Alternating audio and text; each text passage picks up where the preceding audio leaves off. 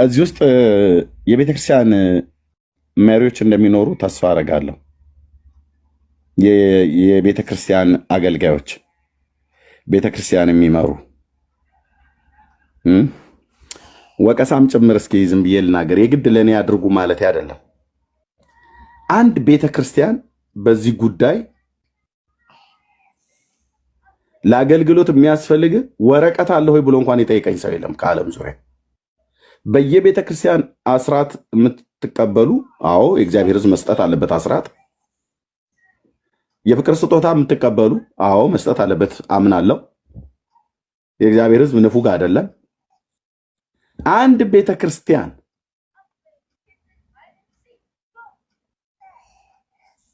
ቆይ በዚህ ጉዳይ እንደው ምናልባት እስክሪፕቶ እንኳን ልንገዛልህ ወይ ደብተር ልንገዛልህ፣ ይሄ ሉክ ደብተር ማለት ነው። ያውን መጽሐፍ የጀመርኩበት ቀድሞ በዝም ብዬ የራሴን ትምህርቶችና አንዳንድ ማስታወሻችን የምጽፍበት ነው። አንድ ቤተ ክርስቲያን የወንጌል ስራ እኔ አሁን ማለት በቸርች ውስጥ ዝም ብሎ የሚዋለው የወንጌል ስራ የሚባለው ነገር ነው አልገባኝም ማለት አልገባኝም ብዬ ልበል። እሺ ለወንጌል ስራ እንዲውል አድርገው ይህን ገንዘብ በአመራር ላይ ለተቀመጡት ማስተዋልን ስጣቸውና ቤተ ክርስቲያን የት ነው ያለችው? በቃ እንዴት እንደመበሳጭ አልኩ። አንዳንዱ ማስተዋል የለውም። ቸርች ውስጥ የተቀመጠ ፓስተርና የቤተክርስቲያን ሽማግሌ ማስተዋል የለውም።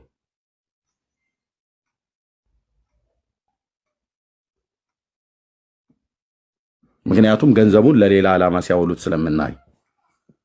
ለወንጌል ስርጭት ከሆነ ወንጌል ላልዳኑት ጋር ወደ መዳን እንዲያደርስ ከሆነ ምንድነው ዓላማው?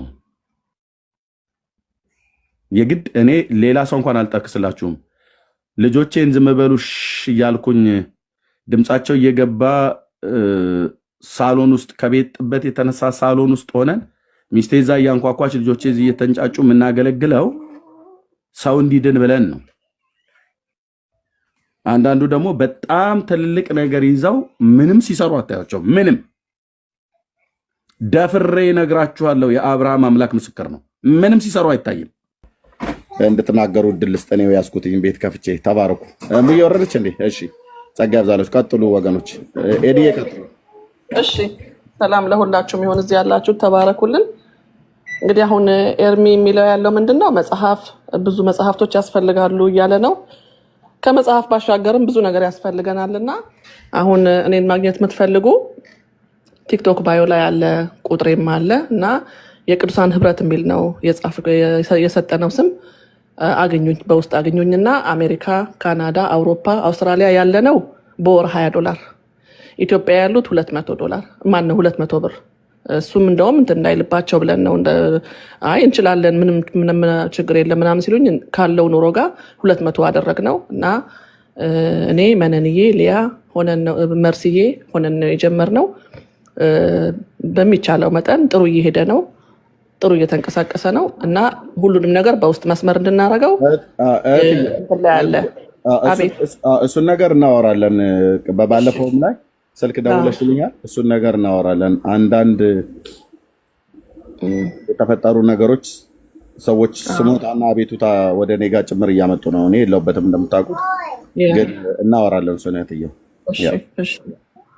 አይ ህብረት ማድረግ የሚፈልጉ ካሉ ግን በጣም በትንሹ ነው የጀመርነው። $20 ነው የጀመርነው። እንደዛው ነው የሚቀጥለው። ምንም $20 በላይ $1 አይቻልም። በጣም በታማኝነት at the end of the month የሚልኩልኝ ያሉ ያንን ዲፖዚት ብቻ ነው እያደረግን ያለ ነው። አሁን ዲፖዚት ብቻ ነው ያው እንግዲህ እንትን አለ ተግዳሮት ሊኖር ይችላል። ልክ ነው ካለው ኑሮ አንጻር ኢትዮጵያ ያ ደግሞ የሚመጣው ከኢትዮጵያ ነው ያ ነገር የሚመጣው። እንደዚህ እየተደረገ ነውና እንዲያርጉልን ተብሎ የተጠየቀ ነገር አለ። ግን ገና እየተጀመረ ነው፣ ጅማሬ ላይ ነው። ለመጽሐፍ ማስመረቂያ፣ ለመጽሐፍ ማሳተሚያ፣ ለመጽሐፍ መግዣ፣ ለአገልጋዮች፣ ለተለያየ ነገር ነው እንግዲህ የጻፍነው በኖቲስ ላይ። ቴሌግራም ግሩፕ እንከፍታለን። እኔን ማግኘት የምትፈልጉ መርስዬንም ማግኘት የምትፈልጉ በውስጥ መስመር ቲክቶክ ባዮ ላይ ስልክ ቁጥራችን አለላችሁ። አገልጋዮቻችን በምንችለው እንደግፋቸው፣ በትንሹ እንደግፋቸው። አንድ 30 ሰው 40 ሰው ብናገኝ በታማኝነት በጣም በቂዎች ነን። በቃ በጣም በቂ ነን እና ይህንን ለማለት ነው። አሁን ያለውን እንትን አላየሁትኝም እና ቁጥሬ ካስፈለጋችሁ ኤርሚዬ ከፈለጋችሁት የዜል ቁጥሬ አስኔ ቅድም ለጥፎት ነበር ወይንም ደግሞ መልሼ ልስጣችሁ መጽሐፍ ለመግዛት ነው አሁንም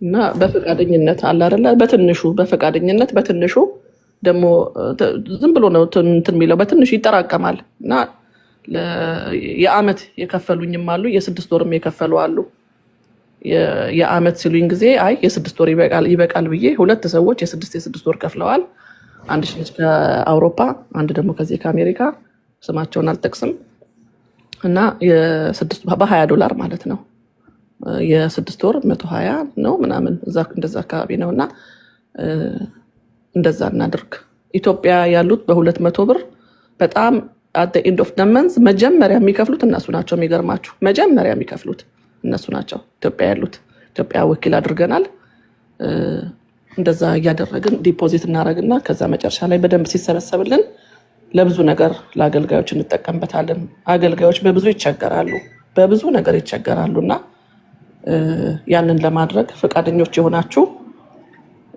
መርሲ ያለች እኔ ያለሁኝ ስፔሻሊ እና እንደዛ አድርጋችሁ ተመዝገቡ ያው በምንችለው በጣም እዛ ያለው ነገር አሁን በጣም ከባድ ነው ኢትዮጵያ ያለው ነገር ያው ገንዘብ ደግሞ የኃጢአት ስር አይደለ ገንዘብ የኃጢአት ስር ነውና ገና ይሄ ነገር ተሰምቶ ሌላ ነገር ትንሽ የሆነ ነገር ተፈጠረና ያው እናስተካክለዋለን ገና ሲሰማ ጀምሮ እንግዲህ ያው ይሄ ነገር አለ በሚል ሌላ ነገር ተፈጥሮ ነበር ግን አስተካክለነዋል እግዚአብሔር ይመስገን እና እዚህ ያላችሁ አሁን 400 ምናምን ሰዎች አላችሁ ትንሽም አይደለንም ብዙ ነን እና እንደዛ አድርጋችሁ እንተባበር ለማለት ነው እንተባበር ሁላችንም ኤዲ ይሄንን ነገር እናውራበት እንዳልኩሽ በባለፈው ላይ አንቺም የማታውቂያቸው ማንም የማያውቃቸው ሰዎች ሁሉ ጭምር ሳይቀር በዚህ ጉዳይ ረብሽ እያነሱ ነው እና በዚህ ጉዳይ በጣም መጸለይ ያለበት መመካከር አለባችሁ ግን በጣም ረብሽ ያነሱ ሰዎች አሉ እነማን እንደሆኑ የማናውቃቸው ሰዎች ሁሉ ጭምር ሳይቀር በዚህ ጉዳይ አገልግሎቱ ሁሉ ጭምር እንዳይመታ ማን እንደሆኑ የማይታወቁ አገልጋይ የሆኑ አይሆኑ የማይታወቁ ሰዎች ኤደን የምትባል እህት እንደዚህ ብላ እንደዚህ የላከችው አለ ተብሎ በጣም ነገር ጦዟል እህትየው አወራሻለሁ እዚህ ውስጥ የቤተክርስቲያን መሪዎች እንደሚኖሩ ተስፋ አደርጋለሁ የቤተክርስቲያን አገልጋዮች ቤተክርስቲያን የሚመሩ ወቀሳም ጭምር እስኪ ዝም ብዬ ልናገር የግድ ለኔ ያድርጉ ማለት አይደለም አንድ ቤተክርስቲያን በዚህ ጉዳይ ለአገልግሎት የሚያስፈልግ ወረቀት አለ ሆይ ብሎ እንኳን የጠየቀኝ ሰው የለም ከዓለም ዙሪያ በየቤተክርስቲያን አስራት የምትቀበሉ አዎ የእግዚአብሔር ሕዝብ መስጠት አለበት አስራት እግዚአብሔር ይመስገን ፈለገኝ እንዴት ነህ እግዚአብሔር ይመስገን ያው ወንድሜ ተሾመ ይባላል ጓደኛዬ ረጅም ዓመት ጓደኛዬ ነው እና በጣም አንገብጋቢ ጉዳይ ገጥሞት ከዚህ በፊት ምናልባት በማህበራዊ ሚዲያ በጣም በመጥፎ የሚታይና የሚታወስ ልጅ ነበረ በማያውቀው ጉዳይ ምናልባት ታሪኩን ራሱ ያጋራል ግን ምናልባት በክርስትናው ህይወት በጣም እንትን ብሎ ስለነበር ተቸግሮ ተጨንቆም ስለነበር እናንተን ለማግኘት ያልከፈልኩት መስዋዕትነት የለም እግዚአብሔር ፈቅዶ ቀኑ ዛሬ ሆኖ ተገናኝተናል በዛም ሐሳቤን የምገልጸው ነገር ይኖራል ተሾመ ያወራና እንግዲህ የተከፈለው መስዋዕትነት ለድህነት ስለሆነ ያለውን ሐሳቡን ይናገርና እኔም እቀጥላለሁ እንነጋገራለን እሺ መልካም ችግር የለውም ግን ምን እናደርጋለን አጠር ያለ ሰዓት ነው የምንጠቀመው ለምን በጣም ብዙ ሰዎች ገስ ላይ ስላሉ ለነሱ ምድል እንድንሰጥ አጠር ያለ ሰዓት እንጠቀምና ያው ቶሎ እያለ ለሌሎች ሰዎች እድል እንሰጣለን ተሾመ እንኳን ደህና መጣ እግዚአብሔር ይመስገን ፈለገዬ እንዴት ነህ እግዚአብሔር ይመስገን ያለው እግዚአብሔር ይመስገን የእውነት በጣም ዛሬ ትልቅ ደስታ ነው የተሰማኝ የእውነት ሁሉ ጊዜ ብዙ ጊዜ አይካለው በቃ ቤት በኩል እሱን እንደማገኝ ግራ ስለገባኝ ብቻ ነው የእውነት እግዚአብሔርን ዛሬ በእውነት በጣም ነው የማመሰግነው። የእውነት ተንበርክኬ ነው የማመሰግነው። ምክንያቱም አልችልም፣ ግን ያው እግሬን ፈጣሪ ታማብኝ፣ ያክብርልኝ። ግን ቢሆንም ሳላቅም እግዚአብሔር እውነት ቀኑ ደርሶ ነው የሆነው እና በጣም ነው የማመሰግነው። ስላገኘሁ ደስ ብሎኛል እጅግ በጣም እና ያው እንዳልከው ጊዜ የለክም፣ ያው ብዙ ሰው ስላለ አጠር አድርጌ ያለሁበትን ነገር ልንገርክ። የተፈጠረው ነገር ያው መጀመሪያ ያው በማህበራዊ ሚዲያ ነው ህይወቴ የተመሰቃቀለው እና መጀመሪያ ላይ የነበርኩበት ሀገር ሐዋሳ አካባቢ ነበርና ከዛ ተነስቼ ወደ አዲስ አበባ ያው በአንዳንድ በህይወት ክስረት ውስጥ ገባሁና ወደ አዲስ አበባ ለመሄድ በመገደድበት ሰዓት አንድ በሚዲያ ስራ እንሰጣለን የሚል ስራ እንትን የደረሰኝ እና ያንን ነገር እንትን ለማድረግ በስልክ አወራኋቸው። እሺ ብለውኝ ያንን ነገር እንትን ላደርግ ሞከርኩኝ፣ ላናገራቸው ሞከርኩኝ። በቃ አዲስ አበባ ስትመጣ ደውልልን ብለውኝ ያው ሚዲያ ላይ ያገኘኋቸው ስልኩንም እና ይህንን ያው ለሌላውም ሰው ትምህርት ይሆናል ብዬ ነው ይህንን ነገር የምነግራቸው። ምክንያቱም ማንም ሰው እንዳይሸወድ ነው በአሁኑ ሰዓት እና ሄጄ ላገኛቸው ሞከርኩኝ። ባገኛቸው ሰዓት ስልክን የተቀበሉኝ እና አጋጣሚ ሆኖ ስልኬ ላይ የራሴ የሆነ ፐርሰናል ቪዲዮዎች ነበሩ፣ ማለት ፎቶዎች ምናምን ነበሩ ከየኔም ባለቤቴ እና ያንን ነገር ነው ከስልኬ ላይ የወሰዱት። ወስደው እኔ ባላወቅኩት መንገድ ነው ወስደው በቃ ስንደውልልህ ትመጣለህ በሚል ላኩኝ። ከዛን እኔም ስራ አገኘሁኝ ብዬ በቃ ኦንላይን ስራ ይሄ ሴልስ ምናምን የሚባል ስራ ትሰራለህ ነው ያሉኝ። ይህንን ነው እኔ የተረዳሁት እና ተረድቼ ቤት ገባሁ። ቤት ከገባሁ በኋላ ነው እንግዲህ ከ15 ቀን በኋላ ስደውል ሳይ ስልካቸውን አይደውሉልኝም። ደውዬ ቼክ ሳረጋቸው የሚሉኝ ምንድን ነው የሆነ ቪዲዮ ፎቶ እንደወሰዱብኝና በዛ ላይ ያስፈራሩኝ እንደሞከሩ ነው የዛቱብኝ። በኋላም ያው ያን ቪዲዮን እና ፎቶ እናጠፋለን ብር ታምጣ የሚል ወደ 300,000 ብር ታመጣለህ የሚል ነገር ሲሉኝ እኔ የሰዓቱ ስራ ፈላጊ ነኝ። እንደዛ አይነት ብር ማግኝበት ሁኔታ ውስጥ አልነበርኩኝም። በጣም ግራ ገባኝ። ከዛ በኋላ ነው እንግዲህ ሌላ ቪዲዮ እንደገና ይህን ብር ማታመጣ ከሆነ ሌላ ቪዲዮ እኛ እንሰጣለን፣ ያንን ቪዲዮ ሰርተክ ከዛ እናጠፋለን የሚል ነገር አሉኝ። የላኩልኝ ቪዲዮ እኔ ምን እንደሆነም ነገሩን ስለማላቅ ሳላውቅ ሰራሁኝና ላኩላቸው። በኋላ ሁለቱንም ቪዲዮ ይዘው እንደገና ሌላ 500,000 ብር አምጣ በሚል ነው አስፈራርተውኝ ምንም ማላቅበት ጉዳይ ውስጥ ገባሁኝ። በቃ ወደኩኝ፣ ራሴን አላቅም። እንደገና ድጋሚ ሲያስፈራሩኝ በጣም ሳትኩኝ፣ ራሴን ወደኩ። በቃ ፓላራይዞን እንዳለ ሰውነቴ፣ ሙሉ ሰውነቴ በድንጋጤ ማለት ነው። እና ይሄ ከሆነ በኋላ ነው እንግዲህ ህይወቴ በጣም ምስቅልቅል ውስጥ የገባው። በቃ ይህንን በማስፈራራት በየቀኑ እያስፈራሩኝ ቀጠሉ። ከዛ በኋላ ነው ወደኩኝ። ያው ቤተሰብ ልጆች አሉኝ፣ 2 ልጆች፣ ባለቤቴም ነበረች። በዚህ ሁኔታ ውስጥ እያለሁኝ ያው ባለቤቴም ከአቅሟ በላይ ሲሆን እናቴ ተጠርታ ነው እንደገና ተመልሼ ወደ ሐዋሳ ልመጣ የቻልኩት። ወደ ሐዋሳ ስመጣ እናቴ በቅፍ ይዛ ነው የመጣችው፣ ተሸክማ ማለት ይቻላል። ያንን አድርጋ ወደ ቤት ይዛኝ መጣች። ቤት መጥቼ ረጅም ጊዜ ለ2 ዓመት ራሴን አላቅም ነበር። ራሴን ሳትኩኝ። በቃ ራሴን ስቼ ሙሉ ሰውነቴ ፓላራይዝ ሆነ፣ ከላይ ከእጄም እግሬም ሁሉ ነገር ይበቃ። እዛኔ ያው ሕክምናም የተወሰነ አረኩኝ፣ ግን ምንም ለውጥ አላመጣም። ለ2 ዓመት አልጋ ላይ ነበርኩኝ። ለ2 ዓመት ሙሉ ማንንም ምንም አላቅም ነበር። አጋጣሚ ሆኖ ቤተሰቦቼ ደግሞ በሌላ እምነት ውስጥ ነበሩ ያሉት። እንደገና ሌላ ስህተት ነው የተፈጠረብኝ እንደገና። ምክንያቱም ይህንን ነገር አመለጥኩኝ ብዬ ስል እንደገና ደግሞ ወደዚህ ወደ ቤተሰብ ስመጣ ደግሞ የነበሩበት እምነት ሌላ እምነት ነው። የፕሮቴስታንት እምነት ውስጥ ነው ያሉት እነሱ ሁሉም፣ እናቴም ቤተሰቦቼ ሁሉ።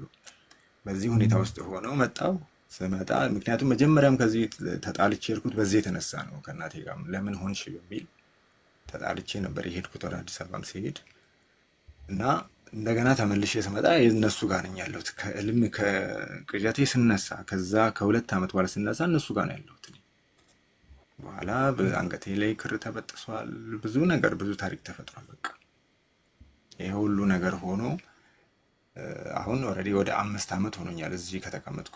የትም መሄድ አልቻልኩ። መጨረሻ ላይ ያው ትዳሬም ተበላሸ፣ ተበተነ። ባለቤቴም ወዴት እንደሄደች የማውቀው ነገር የለም። አንዷን ልጄ ብቻ አጠገቤ ነው ያለችው። እሷን ይዤ በአሁን ሰዓት ዊልቸር ላይ ተቀምጬ እየተንቀሳቀስኩኝ ነው ያለሁት። ያው 5 ዓመት እንግዲህ አጠር አድርጌ ስናገር ያው የቀረውን ዮሴፍ ይበልጥ ይናገር፣ እሱ ጓደኛዬም ስለሆነ በደንብ ያብራራል። እሱ ጊዜ እንዳልሻማ እኔ ብዙም የማብራራት ችግር ስላለብኝ እሱ ያብራራልክ ያለውን ነገር። አሁን ያለሁት በቃ ዊልቸር ላይ በክራንች የተወሰነ የተንቀሳቀስኩ ያው ልግባ አይደል? እና ሙሉውን እሱ ያብራራል።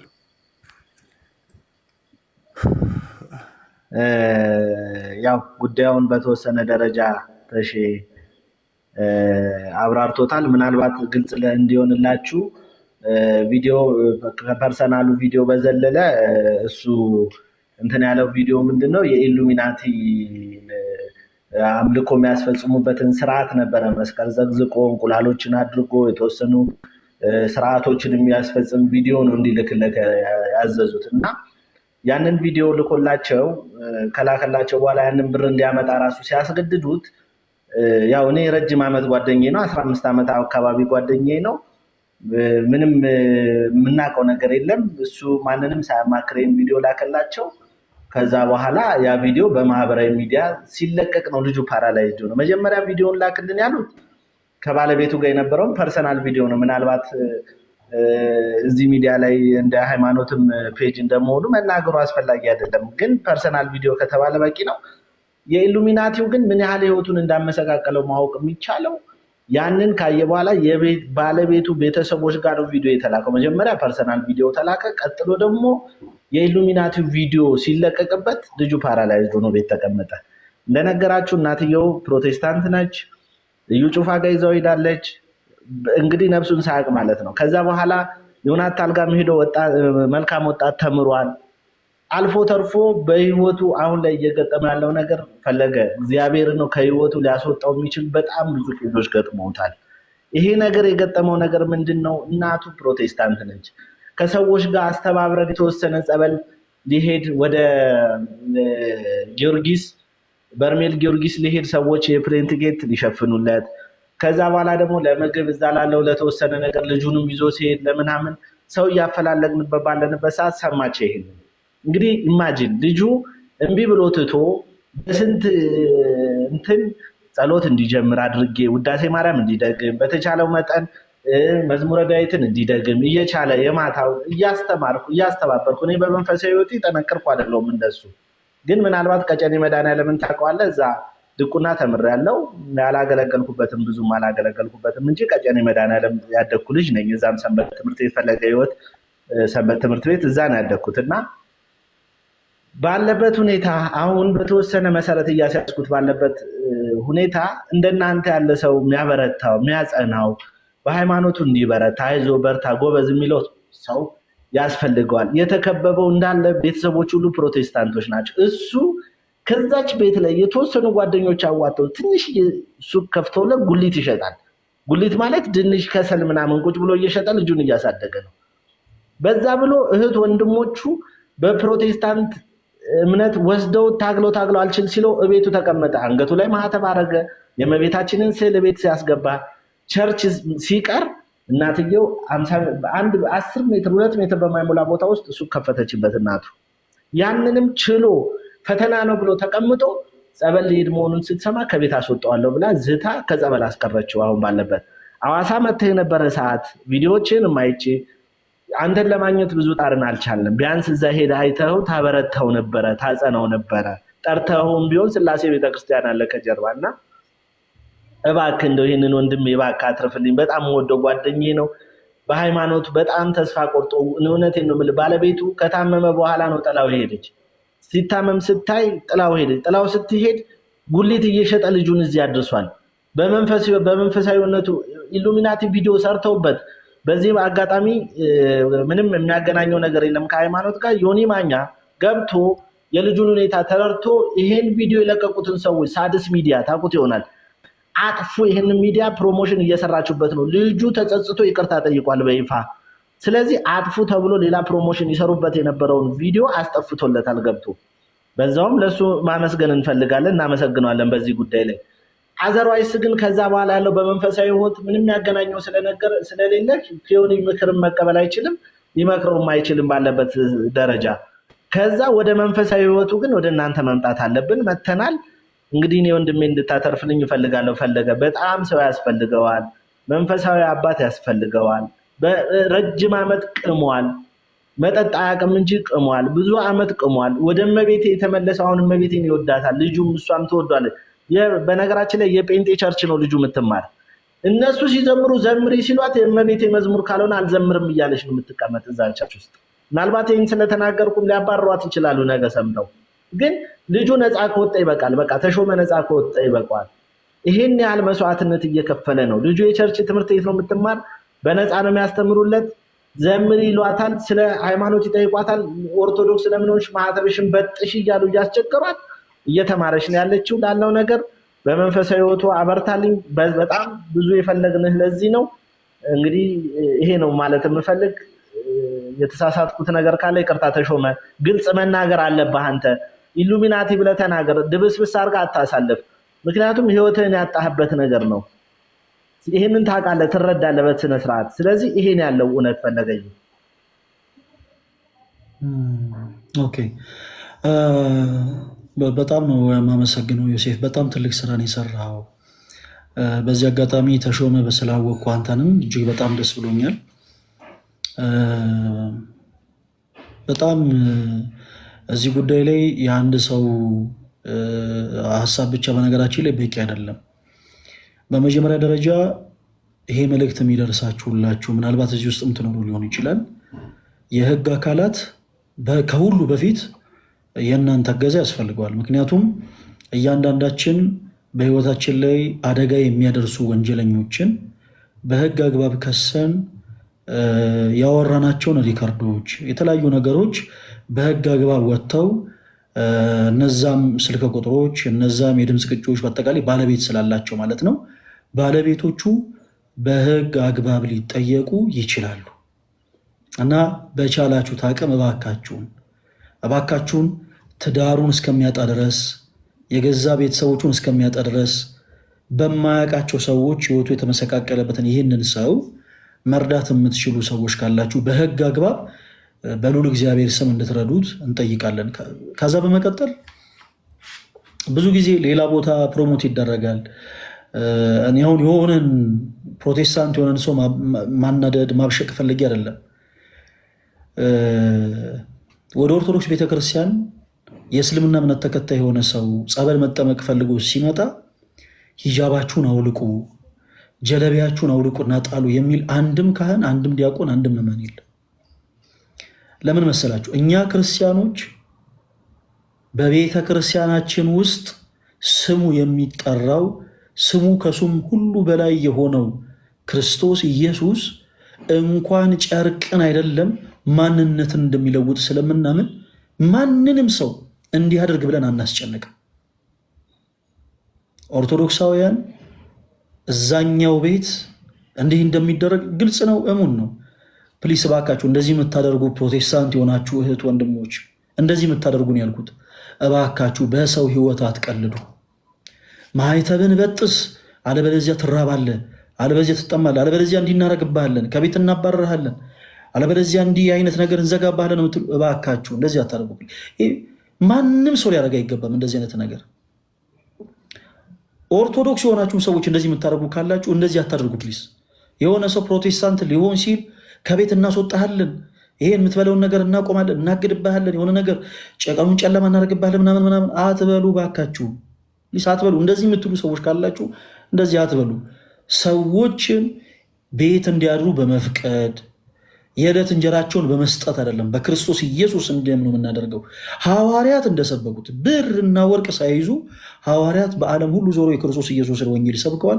ስለዚህ እኛም ክርስቶስን የምንሰብክ ሰዎች ከማቴሪያል ወጥተን ቃሉ ላይ ፎከስ ብናደርግ መልካም። ተሺ ወንድማችን የሆነውን ነገር ሁላችሁም ሰምታችኋል። የተፈጠረው ነገር እጅግ በጣም ስላስደነገጠው ሰውነቱ ፓራላይዝ እስከመሆን ድረስ ደርሷል። ፓራላይዝ እስከመሆን ድረስ ደርሷል። አንዲት ሴት ልጅ ብቻ ነች ያለችው። ይሄንን ወንድማችንን ልንረዳው አይገባም? ክርስቲያኖች ልንረዳው ይገባል። በመጀመሪያ ደረጃ ተሼ በቻልኩ አቅም እኔ በእምነትህ እንድትጸና እጅግ በጣም በጣም በጣም በጣም እመክራለሁ። ሲቀጥል ሰው እንደ እምነቱ ይፈወሳል። ሰው እንደ እምነቱ ፈውስን ያገኛል። ማቴዎስ ወንጌል ምዕራፍ 9 ላይ ያች የክርስቶስ ኢየሱስን የልብሱን ዘርፍ የነካችው ሴት የልብሱን ዘርፍ ነክታ የዳነችው በነጋችን ላይ ጨርቁን ስለነካች ነው እንዴ? ተወዳጆች ጨርቁን ስለነካች ነው እንዴ? መልሱልኝ። ጨርቁን ስለነካች ነው? አይደለም። ጨርቁን ስለነካች ሳይሆን በእምነት ጨርቁን ስለነካች ነው። እንዲሁ ጨርቁን ስለነካች ብቻ አልተፈወሰችም። እንዲሁም ጨርቁ የነካቸው ብዙዎች ነበሩ። ምክንያቱም ጌታችን ኢየሱስ የነበረበት ቦታ በራሱ የገበያ ቦታ ነበረ። እንዲሁ ዝም ብላችሁ ጸበል ቦታ ሄዳችሁ ጸበል የምትጠመቁ ሰዎች ፕሊስ አትልፉ ባካችሁ። እንዲሁ ዝም ብላችሁ ገዳም ስለጨነቃችሁ እንትን ልሂድ ብላችሁ የምትሄዱ ሰዎች በመጀመሪያ የሚቀድም ነገር አለ። ያ ደግሞ በእምነት መጓዝ ነው። በቃ የሆነ ገዳም ልሂድ እግዚአብሔር አምላክ ፈውስን ይሰጠኛል ብላችሁ አምናችሁ ተጓዙ። ወደ ክርስቶስ መቅደስ ልቅረብ፣ ክርስቶስ በካህናቱ በኩል አድሮ ይፈውሰኛል ብላችሁ አምናችሁ ቅረቡ። ማቴዎስ 9 ላይ የነበረችው ያቺ ሴት 12 ዓመት ነው ደም ሲፈሳት የነበረችው። 12 ዓመት ኢማጂን፣ 12 ዓመት ሳይቋረጥ ደም መፍሰስ ማለት በጣም ከባድ ነገር። 12 ዓመት ደም ሲፈሳት የነበረች ያቺ ሴት በእምነት ነው ወደ ክርስቶስ ኢየሱስ የቀረበችው፣ በእምነት። እናም የቀሚሱን ጫፍ ነካች፣ የልብሱን ዘርፍ በነካች ጊዜ ክርስቶስ ኃይል ከኔ ወጥቷል አለ። እናም ወደ እርሷ ዘወር ብሎ በጣም ደስ የሚል ቃልን ተናገራት። ልጄ ሆይ እምነትሽ አድኖሻል አላት። እምነትሽ ምን ብሎሻል? እምነትሽ አድኖሻል። ክርስቲያኖች በጣም ከባድ በሆኑ ችግሮች ስትያዙ፣ በጣም ከባድ በሆኑ ደዌዎች ስትያዙ የሚያድናችሁ እምነታችሁ ነው። ስለዚህ በክርስቶስ ፍጹም እምነት ይኖራችሁ። ፍጹም እምነት። ያላመነ ሰው ጸበል ከገባ ጸበሉ ለሱ ፈውስ ሊሆን አይችልም። እንዲሁ በነገራችን ላይ በዚህ አጋጣሚ አንዳንድ ጊዜ ሰዎችን ይሄ በሰንሰለት ምናምን አስራችሁ ጸበል ቦታ የምትወስዱ ሰዎች እንዲህ አይነት የቤተ ክርስቲያን ስርዓት የለም። እባካችሁ ተው። እንዲሁ ዝም ብላችሁ በግድ የሆነ ጥፍንግንግ አድርጋችሁ ልክ ማዕከላዊ ይሄድ ይመስል ሰውን ጥፍንግንግ አድርጋችሁ ጸበል ቦታ የምትወስዱ ሰዎች እባካችሁ ረፉ። እንዲህ አይነቱ ነገር ጥሩ አይደለም። ይሄ ቤተክርስቲያናችንም ስርዓት አይደለም። አጋንንት የሚታሰረው በክርስቶስ ኢየሱስ ስም እንጂ በሰንሰለት አይደለም። አጋንንት የሚታሰረው በስመ ሥላሴ እንጂ በጧፍ አይደለም። እና የሆነ ሰዎችን እንዲህ ጥፍንግ አድርጋችሁ መውሰድ የምትፈልጉ ሰዎች ቢቻል እናንተ ጸበል ብትጠመቁ ጥሩ ነው። ቢቻል እናንተ እንደዚህ የምታደርጉ ሰዎች ተጠግታችሁ ጸበል ብትጠመቁ ጥሩ ነው። ሰው በእምነት ሲገባ ነው በነገራችን ጸበሉ የሚፈውሰው። ላላመነ ሰው ያ ሻወር ነው የሚሆነው። ላመነ ሰው ነው ያ ጸበል ሆኖ የሚፈውሰው። ስለዚህ ስንጓዝ ወደ ጸበሉ፣ ወደ እምነቱ፣ ወደ መቅደሱ፣ ወደ ሁሉም ነገር ስንጓዝ በእምነት ይሁን እና ተርሼ ወንድማችን በክርስቶስ ፍጹም እምነት ይኖር። በእምነት ደግሞ ወደ መቅደሱ እንድትጠጋ ፈልጋለሁኝ። እንዴት እናደርጋለን? ሁሉም ነገር ሚዲያ ላይ አይወራም። ዮሴፍም ተሺም ሁሉም ነገር ሚዲያ ላይ አይወራም። ስለዚህ በማማይ በኩል ስልክ ቁጥራችሁን አስቀምጡልኝና ሌላ መንፈሳዊ ማድረግ ያለብህን ነገር ተሺ በቻልነው አቅም በስልክ ለመውረት እንሞክራለን። እዚህ ውስጥ ያላችሁ ኦርቶዶክሳዊ የሆናችሁ እህቶች ወንድሞች፣ ፕሮቴስታንት የሆናችሁ እህቶች ወንድሞች፣ የእስልምና እምነት ተከታይ የሆናችሁ እህቶች ወንድሞች፣ የካቶሊክ እምነት ተከታይ የሆናችሁ እህቶች ወንድሞች፣ የጆባ ዊትነስ፣ የአድቬንቲስት፣ የኦንሊ ጂሰስ እምነት ተከታይ የሆናችሁ እህቶች ወንድሞች፣ ሰውን ለመርዳት ሰው መሆን በቂ ነው እና ይሄንን ወንድማችንን እባካችሁ ሁላችሁም እርዱት። ሁላችሁም በቻላችሁት አቅም እርዱት። በቻላችሁት አቅም ይሄ ሰው እርዳታ ይፈልጋልና ቢቻል እርዳታን መስጠት የሚችሉ ሰዎች ጋር የእሱ ጉዳይ ይደርስ ዘንድ ክርስቲያን የግዴታችሁን ተወጡ። ሁላችሁም ወንድማችንን መርዳት የምትችሉ በውስጥ መስመሪያው ተሾመ በሚለው አካውንት እየገባችሁ ልንረዳ እንፈልጋለን እያላችሁ መልእክት አስቀምጡለት። በቻላችሁት አቅም እርዱት። በሌላው ጉዳይ ግን ቅድም እንዳልኩት ዮሴፍ እና ተሼ በማማይ በኩል ቁጥራችሁን አስቀምጡልኝ። በፐብሊክ ደረጃ ያው ቁጥር ስለማልሰጥ ማለት ነው። እና ምን ማድረግ እንዳለበት ተሼ አንዳንድ ነገሮችን እነግርሃለሁ። አንዳንድ ነገሮችን በጣም በመንፈስ ሕይወት ያን ያክል በጣም ጠንካራ ሆንኩ ሰው አይደለሁኝም፣ ግን በቻልኩት አቅም ሁሉን የሚችል አምላክ አለኝና አንዳንድ ነገሮችን እነግርሃለሁኝ። እነዛን ነገሮች ደግሞ እንደምትጠቀምባቸው ተስፋ አደርጋለሁ። በማማይ በኩል ስለመጣችሁ በእሷ በኩል ስልካችሁን አስቀምጡልኝ። ዮሴፍም ተሺም ስለመጣችሁ በጣም ነው የማመሰግነው።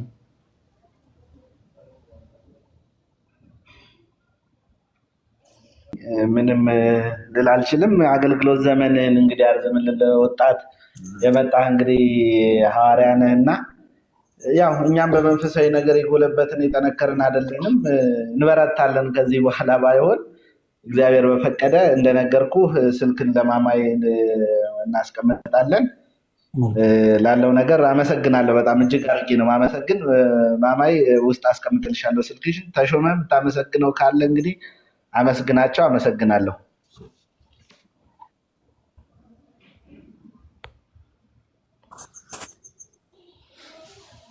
ታሼም የተወሰነ ነገር ብሏል ይመስለኛል። በጣም ነው የማመሰግነው ፈለገዬ፣ እጅግ በጣም እግዚአብሔር ያክብርልኝ። እውነት በጣም እጅግ በጣም እውነት ዛሬ ጥሩ እንቅልፍ ነው የምተኛው። አሜን አሜን። ታሼ ይሰማል አይደል? አዎ።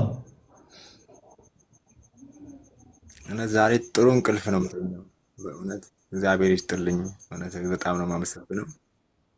ማማየንም በጣም ነው የማመሰግነው። እግዚአብሔር ይስጣት ወደ አንተ ስላደረሰችን። በጣም በቃ ከውስጥ ስልኬን አስቀምጥላችኋለሁኝ። ለሷ አገኛለሁ። ብዙ ነገር ካንተ ማወቅ ፈልጋለሁ። የእውነት እኔ ከልቤ ነው። እኔ እውነት ብዙ ነገር ማወቅ ፈልጋለሁ እና በብዙ ነው የተጸጸትኩት እና ያው ማለት እኔ ጥፋት አጥፍቻለሁ፣ እግዚአብሔርን በድዬዋለሁኝ። ግን እግዚአብሔርን በልጄ ክሰዋለሁ ብዬ አስባለሁኝ። በህይወት ያኑረኝ፣ እኔ ልራመድ፣ ልሄድ፣ ልንቀሳቀስ እንጂ እግዚአብሔርን በልጄ ክሰዋለሁ ብዬ አስባለሁኝ። እግዚአብሔርን የምትፈራ ልጅ እንድትሆን አድርጌ ያሳድጋታለሁ ብዬ አስባለሁ እና እግዚአብሔር አምላክ ልጅህን እንደ ይስሐቅ ታዛዥ ያደርግልህ። ይህንን ክፉ ጊዜም ደግሞ ጨለማውን አሳልፎ የብርሃኑን ጊዜ ክርስቶስ ኢየሱስ ያምጣልህ። ወንድማችን በርታልን። በጣም እድለኛ ነህ። በልጅህ ብቻ ሳይሆን እግዚአብሔር አምላክ እንዲህ ደግሞ ባለው ወንድም ባርኮሃል። እንደ ዮሴፍ አይነት ያንተ ጭንቀት ጭንቀቱ ሆኖ ያንተ ችግር ችግሩ ሆኖ ከአንተ እኩል ጊዜን ሰውቶ ያንተን ችግር ለመናገር መፍትሄ እንድታገኝ ለማድረግ የሚታተር ወንድምም ሰጥቷል እግዚአብሔር እና በእውነት በጣም እድለኛ ነህ። በርታ። በነገሮች ሁሉ ተስፋ እንዳትቆርጥ። በጣም ተስፋ የሚያስቆርጡ ነገሮች በህይወት ይመጣሉ። መራብ ይኖራል፣ መጠማት ይኖራል፣ መቸገር ይኖራል፣ ብዙ ነገር በጣም ብዙ ነገር እና በነገሮች ሁሉ ልትጠነክር ይገባል። እግዚአብሔር ደግን ጊዜ እንደሚያመጣ ተስፋ ማድረግ ያስፈልጋል እና በርታ። ሌሎቹ ነገሮች ግን በስልክ እናወራለን።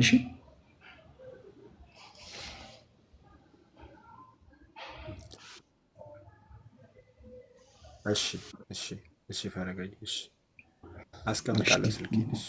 እሺ ሰላም ሁኑ። ደህና ደሩ። እሺ ሰላም ሁኑልኝ።